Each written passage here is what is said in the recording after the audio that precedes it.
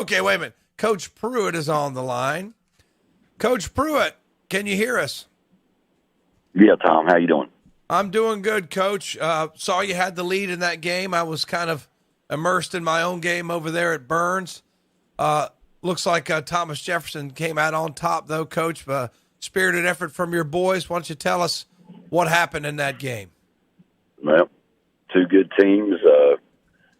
Played a home game. It was senior night. Honored 10 seniors last night. So we do play Burns next week. But as we looked at our schedule with COVID and no guarantees, we thought moving our game up a week might be beneficial in case we didn't get it in. So we played a good game. We probably played as hard a game as we played, but we probably in the last month of the season executed at times not as well. And this week our one of our leadership council players, his name is J.D. Tolley, he talked about execution. We give those guys opportunity to speak to the team, and this year our theme is we want winners. And one of the things that we talked about, Cooper's talked about repetition. Jackson Owens talked about dedication. Caden Beaver talked about being a team player. Each of those guys has talked about something that was ironic that JD talked about execution. For us last night, simple things, executing snap to the quarterback were problematic at times and put us behind the sticks. And we just had a few blocks here and there, a few tackles here and there, which makes the difference in a game. In a close high school football game, 4 or 5 plays make the difference. And that's true of any game. You go watch a college game today, it's going to come down to the end. Alabama, I'm sure Nick Saban says there's 4 or 5 plays fumbling inside the 5-yard line last week. There's always those plays that stick out like that, but there's also plays where a simple tackle here, a sack there makes a difference. And, you got to give credit to Thomas Jefferson, number 7, the quarterback for them, played an exceptional game. They put the ball in his hands about 90% of the time last night. He handed it off a few times, but he was either carrying it or throwing it. And obviously, Dakota Petrucci's a hard person to handle. They got us in a coverage that they wanted and manned us up. But overall, I mean, we slowed their offense down. We only gave up 2 scores. We gave up a pick 6 there, right in the waning moments, I guess, of the third quarter, and had some opportunities to get ourselves back in position to hopefully tie the game. But, we were without our 2 kickers, and that led to us having to go for 2. So this time of the year, everybody's on that road. Thomas Jefferson played the 2A teams back to back to back. So they were beat up coming into our game, and I'm sure they didn't feel like they were full speed either. And we were without one of our starting linemen. We basically played 7 linemen and rotated them among offense and defense last night. Same's going to be true next week against Burns, and we're going to hopefully get some of our JV kids in the mix, and hopefully those guys can contribute and see what we can do against the Bulldogs. Coach, what's the current playoff picture looking like in that 1A? I mean, I know that you're setting up a big game with Bessemer City coming down there. Thomas Jefferson, obviously one of your competitors in that 1A. So is Highland Tech, which you've won. How do you feel about your situation now? I know that you can take care of business against Bessemer City, and then how does that kind of set up the playoff picture? Well, we're going to play Burns first, and Burns is going to play us, and then they're going to play Shelby. So we're excited about getting to play Burns. For the playoff picture, this new format, like a close win don't matter, or a close loss, it doesn't matter. A win is a win, and a loss is a loss. And like last week, we won, and we rose 1 spot. This week, we're going to lose, and we might gain a spot or 2 because we're gaining Thomas Jefferson's strength of schedule. This week, we're going to gain Burns' strength of schedule. If we had beaten Patton and won last night, then our spot would be so much higher. Of course, last night's game was basically for a home playoff game because between us, Bessemer City, and Thomas Jefferson, somebody's getting one since they beat both of us. It's theirs to have. But if we would have won, then that would have set up a possibility for a 3-way tie for that spot. So that's not in the picture now. We got to take care of us and go and win a game Friday night, and then go win another game on the next Friday night, go win the next game on the first round of the playoffs. We were in this position a few years ago where we needed to win back to back to back to get ourselves to Thanksgiving, and we got to the last game on the row and didn't win that one. So we got to get ourselves on a roll. We're playing well enough to win, but we got to do little things a lot better, and that's what we'll work on Monday. Yeah, we're watching the highlights of the deep pass to who is that catch? Is that Cooper Sloan catching that deep ball? No, we played the first half pretty much without Cooper. Cooper sprained his ankle on the first offensive play or defensive play of the game. So he gutted it out in the second half, and he got on the field. And he wasn't Cooper. He said, "Coach, I'm better running this way than that way because I can't plant." And that's just the type of kid Cooper is. And we'll get him back. If it's for Burns, great. If it's not, somebody else will get an opportunity. And last night we went to a lot of one-back sets and tried to feature Chase running the football a little bit. There were times we did some great things in that area, and that's something we'll work on again this week. But Chase took a blow to the shin in about I guess it was early in the fourth quarter, and hobbled around at the end. So we're in that position where we've got kids out with probably a concussion or two, and we've got kids that are beat up. Like I said, we'll get ready. But the person who called the 2 touchdown passes last night was Landon Hahn. And we had a couple other shots. 2 probably, I guess, Landon had chances at. A little too much pressure at times, and just, I'm going to see a college player overthrow a ball by a step. I think I saw Sam Howell do it about 4 times last week. He underthrew one, too. So you're not going to make every play. And we had a chance to hit Caden on a little throwback later in the game. But you got to also look at Chase, and he escapes the pocket. 2 guys draped all over and throws a perfect ball to Landon. I don't know if you got the one where he's catching it and running in stride, or if he's catching it and he's got the guy on his back. We're watching both of them. Second one right now. Yeah, watch the second one. Both of those plays are outstanding plays, and both of those kids are outstanding players. I wouldn't trade my guys for anybody right now, and look forward to getting back on the practice field and us carrying it out to the end of the year and see where this team can go, because we got a chance to be, this week we would have been going to Elkin, and Elkin got beat by Allegheny last night. So I know Elkin's beat up. I listened to their game with Starmount on Monday, and they had, I think, 2 of their better players out by the end of the game. So everybody's in that position to be in position to win a game at the end of the season and the playoffs. And our guys are going to be in the position we were in last night in a playoff game. And I got confidence that we're going to make plays and we're going to win that game. So I'm looking forward to that opportunity. Well, Coach, like you said, you got just a couple more games left in the regular season, and then hopefully we'll have some playoff football here on Cherryville. Watching the excitement there in the stands, another different year here with everything going on. Last night, senior night. You want to mention your seniors real quick? Sorry, Kevin, I turned away from my phone for 1 second. Heading to Huntersville, making sure I'm not going to miss a turn. I was just asking if you want to mention your seniors. Real quick. You put me on the spot and see if I can name all 10 of them. It's going to be tough. But no, in terms of the group, I mean, they're a group that's all of them's pretty much been with us for their duration. Some of them have had bumps in the road. One of them didn't get to play in the spring and has had an outstanding year. I'll go ahead and say it. Mason Grindstaff. Mason is, last night I let him do something a little different. Tell us about your future plans. And Mason he's hoping to join the Marine Corps on July 17th and hopefully continue his MMA career. He's got his first amateur MMA fight today at Myrtle Beach. So good luck, Mason. And then go from there. Cooper plans to attend a college of his choice that hopefully will want him to play football and continue his football career. Caden would like to go to Wake Forest University and major in exercise and sports, not medicine, but exercise science.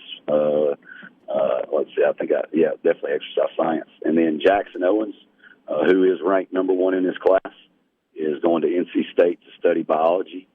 Let's see, who am I going to skip over there? I'm going by numbers. Jack Mulvey's hoping to go to the Citadel or East Carolina University. Gavin Cease is hoping to go to NC State and major in business or business administration. Kane Cash wants to go to school, and he wants to do sports management. And Cameron Terrell's wanting to go to Gardner Webb, and he would like to be in nursing. And Mitchell Lackey is wanting to go and become an auto mechanic, so he's going to go into a trade field. And how many have I named? You've gone. No, you did a bunch, I Coach. wasn't counting. You did a bunch, Coach. I'll tell you pull the that. roster up, or you got and it? and Carter Spangler is my kids are in the car, and they've done a great job of being quiet because we got them all heading to a travel ball game. But Carter Spangler, you go, Emma. That's girl. She said me. Carter Spangler, he's wanting to go to Coastal Carolina University or possibly East Carolina University. So a great group of guys, and looking forward to what they hold. And, of course, yesterday was senior night, so you're typing all that stuff out. I like writing stuff out, but I did type it out for Vince last night so he could read it. Sometimes my writing gets a little rough. And appreciate Vince Hefner being the voice of the Ironman. He does things, and he does our thank yous and all the little things that we do. And I want to mention a couple things. One, we have a Major League Baseball speaker at First United Baptist Church, First Baptist Church in Cherryville. He is going to speak. He plays outfield for the Chicago Cubs, and sorry, I can't remember his name off the top of my head. I want to say his name is Raphael. He will speak Tuesday afternoon at 6 p.m. John Alfaro does our pregame stuff and does an excellent job with that. He's got him set up to speak, so I think anybody in the community is welcome to do that. John said he wanted to reach out to Little League players and travel ball players and people that, just have a keen interest in the game of baseball in Cherryville. So that's something coming up. We are doing our raffle next Friday night. Tom, you going to be at the game? I am planning on it, but I'm waiting for my instructions from my superiors. So I'm planning on being there. It'd be convenient because it's close to the studio if he wants me to do both next week. But I am planning on being there, so I hope to see you there, Coach. Next Friday, I'll be there. Next Friday night, we are drawing our 125 for 100 raffle, meaning we got 125 $100 tickets, and you got a 1 in 25 chance to win the grand prize of $3,500. $1,500 is second prize, and $500 is third prize. Anybody in the community wants to reach out to Scott Harrell or a coach or a player or a parent, we can hook you up with a ticket. So we're drawing that at halftime of the Burns game, so it's going to be a busy week, hopefully collecting some money. And I guess that's about it. Just looking forward to another week and another opportunity to get out there. All right, Coach. Well, you guys have a good weekend and stay safe, and see you hear from you next week. I appreciate it. Go Ironman. All right, good luck. Thank you, Coach. Thank you, Coach. Cherryville Ironmen last night, fall 2012, looking at some of the highlights while we were talking to Coach there. A couple of nice throws. I mean, they're really nice throws. Absolutely. Yeah. He throws the ball fantastic, and in both of them moving his feet well, like what he was talking about. And Ironman close to that, Terry, these split conferences, it also not only does it make some unfair matchups, then it cuts a playoff spot out. Yes, it does. Out of what would be maybe 3 teams that they could go. So I don't know. A lot of things to look about. For the folks watching online, this is Mason that's graduating. He is going to the Marine Corps. He's actually last night. Terry got in the showers, got in the car, drove to Myrtle Beach last night. He's fighting tonight in an MMA fight. This kid? Yeah, my nephew, not my wife's Wow. my wife's nephew. Wow. Last night, he got some. I don't know if he's ever got any before. Coach can maybe tell me later something. I don't know if he's ever got a carry before, but I know he got a carry last night when the other kid got hurt. Yeah. And I heard his name. I was like, oh God. Yeah. But I think got picked up a couple yards. He's gonna play hard, run hard, no matter what. Good kid, and hope he does well tonight down in Myrtle Beach. I'm sure I'll get that's the crazy. info on A that. high school kid in an MMA. Yeah. That's crazy. Well, Tom, he was a silver medalist in the world. That's in wow. 17 and under in Hungary. Remind me Or Hungary. not to fight that kid, Yeah. right? I'm not going to go looking for him. No. All right, guys, we're gonna let me find the scoreboard. It's the same computer. That's what I need to do. All right, so guys, you want to go over the scores again, real Tom, for a minute? I If you can can't go see from up over there, scores. they're- Let me they're- get they're all printed off. my spectacles. There you go. Okay. And now I'll give you the scores. All right, Terry, why don't I do the left? I'll do the middle. Okay. It was Thomas Jefferson over Cherryville, 20-12. Highland and Carolina, I guess, didn't play. We just don't have that score. Don't have the score. Mountain Island crushes Bishop McGinnis, 47-0. Pine Lake Prep defeats Bessemer City, 30-6. The Community School of Davidson over Lake Norman Charter, 52. That was Carver, Tom, not Bessemer City. What? Okay, I saw the yellow jacket. I'm sorry. Pine Lake over Carver. My fault. Okay, that is Carver. It's the same logo, though. Right. That threw me off. Sorry about that. Christ the King Crusaders over Winston-Salem Prep, 28-24. Elkin and North Stokes and, those games that don't have scores yet. We're still working on it. Robbinsville over Murphy, 23-20. Swain County defeats Hayesville, 42-14. Cherokee edges Andrews 12-9 in a battle of field goals, I guess. Drone over Rosman 32-2. That doesn't sound right. It was actually, Tom, you're not going to believe me when I tell you. Yeah. 3 touchdowns and a safety in the Cherokee Andrews game. 3 touchdowns and a safety. Okay. So it wasn't a battle of field goals. Okay. Sounds like a battle of field goals. The Mountain Heritage Cougars defeat Mitchell 33-0. And Starmount over South Stokes, 18-8. Terry? All righty. It was Burns with a struggle against East Gaston, but Burns comes out on top, 45-38. It was Chase bouncing back from a loss last week to win this week, 31-13 over Polk County. It was Shelby, no trouble with Bessemer City, 63-0. It was AC Reynolds, 52, RS Central, 13. It was Brevard 41, Patton 20. It was Lincoln with their 4th win in a row, defeating East Burke 35-20. It was West Lincoln giving the truth to West Caldwell 35-12. It was Maiden defeating Bunker Hill 62-13. Newton Conover defeats Bandy's 40-6. It was, if I can see the score, it was East Surrey 40. Forbush 14. They're printed out in front of your hand. It was Madison over Avery County 28-27. It was Wilkes Central 36, West Wilkes 0, and Surrey Central 45 and North Wilkes 20. All right, and then there at the bottom, West Henderson defeats Owen 44-22. East Lincoln over St. Stephen's 42-6. Statesville crushes North Iredell 44-0. Hickory destroys West Iredell 63-0. A lot of crazy scores on this board here. North Lincoln big over Fred T. Ford 49-3. Crest blanks Forest View 30-0. Kings Mountain over Stuart Kramer 41-28. South Point and Ashbrook has been moved to Monday. North Gaston edges Hunter Huss. Did I hear you correctly that Hunter Huss was ahead 19-0 in this game? I don't know. It seemed like Jeff. If it was Jeff went to the game. Yeah, it seemed like Jeff said Hunter Huss was up 19-0, but North Gaston gets their first win of the year, 20-19, over Hunter Huss, and South Caldwell over Alexander Central, 51-27. Watauga big over High Brighton. They're having a great season. Watauga is 49-13. Freedom over Ashe County, 54-28. Smoky Mountain defeats Franklin, 44-27. Pisgah edges Tuscola 21-20, and North Henderson over East Henderson 40-7. All right, we're going to go over some highlights here.